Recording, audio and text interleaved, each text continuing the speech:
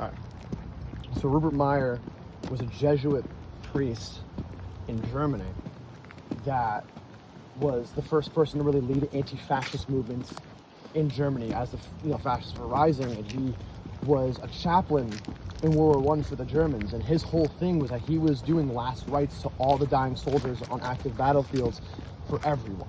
It wasn't just Germans, it was for everyone. So he would go into enemy territory, with his Bible and be doing last rites to all the dying soldiers and be blessing all the dead bodies and stuff on the battlefield, while also preaching the gospel to German soldiers.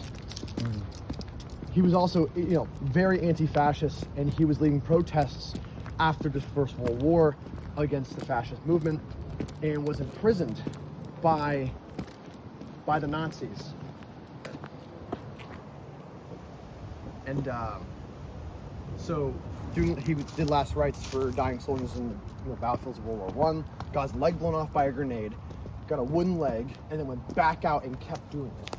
So that was his whole thing, was that he was doing last rites for everyone on the battlefield, preaching the gospel to German soldiers, and then after the First World War, he was very anti-fascist.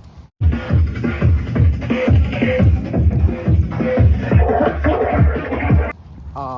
was leading protests, he was helping, supporting Jews that were being oppressed.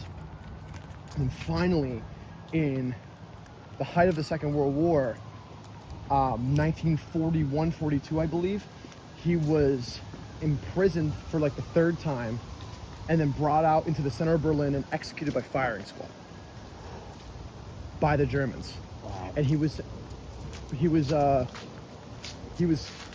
became a saint in the 60s after, once Germany was like, okay, we gotta we figure out the whole Nazi issue, right? We want to expel that, so who can we honor? So they went to the Vatican and they were like, hey, this guy was the first person to lead anti-fascist movement. I believe he was also Polish as well.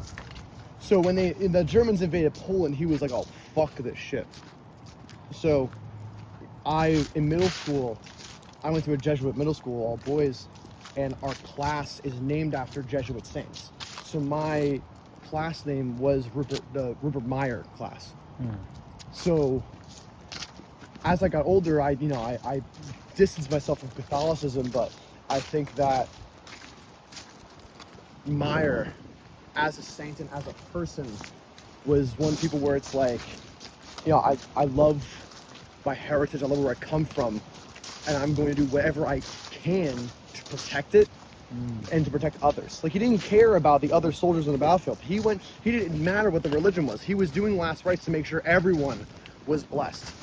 Oh, you're dying for your country for this god-awful war, I'm going to make sure you're protected. And that was his whole thing. So, when it came... It's not us... It's not us poor people who are dying, or who are causing the wars. Yeah. We're just the ones dying in them. Yeah, he was viciously against that, which is why he joined the fight as a chaplain, was to protect everyone, protect everyone's souls. And when it came time for me to speak to the Vølkamere, I chose Rupert Meyer, and Bishop McManus was like, back to the crossroads. He blesses everyone that gets confirmed. And he said, he said, I God bless Rupert Meyer. He looked at me, and I was like, yeah. And he's like, who's that? I was like, I'll tell you later.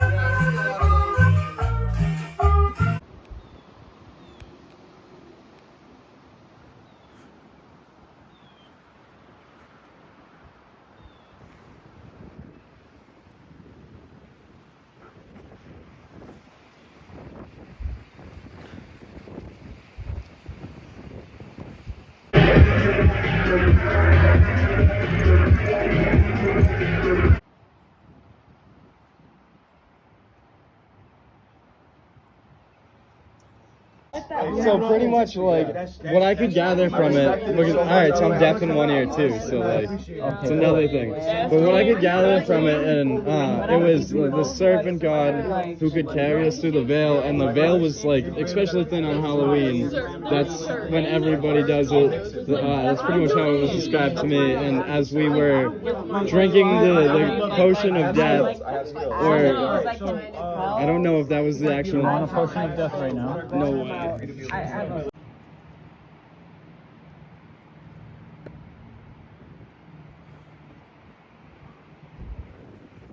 I cooked this ritual all week. This whole thing was for you, and I didn't know it until this moment. Right. No, seriously. I love how the world just really. Yeah, so God is everything, all of everything. Like there's only one thing in existence, and that is God. Well, yes. All right, so right? Okay, but what I think is really important about this whole thing is everything, right? Everything you were just talking about. All of everything. That is all. All, yes. But there's also a law. Yeah. Oh, which is nothing that exists. That all exists inside of. Yeah. So like, if you want to talk about like inverse realities and dilating time, and magically I feel something.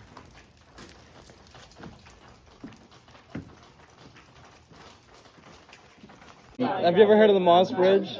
Or like, No. Okay, so like, you know about quantum entanglement and quantum barreling. Yes, absolutely. All right, so you know. Ever seen Interface? No. Watch Interface.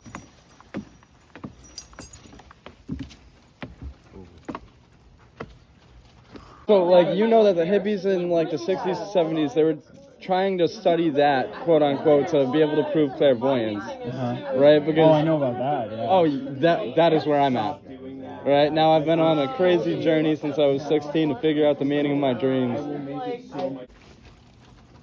Dude, look. They're not even rusted yet.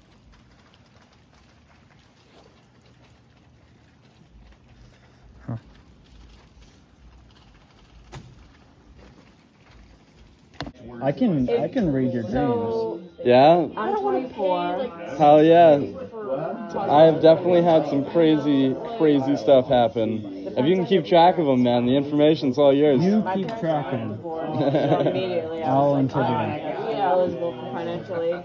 Yeah. I'll give you some divination on that. You want one right here, right now? Yeah, let's have it. This conversation? Yeah. Yeah, no, seriously, deja vu. Can you say that again? I have dreams of blue. What do you mean by that? I'm dreaming and I see blue. It's either a floating orb or blue's consuming.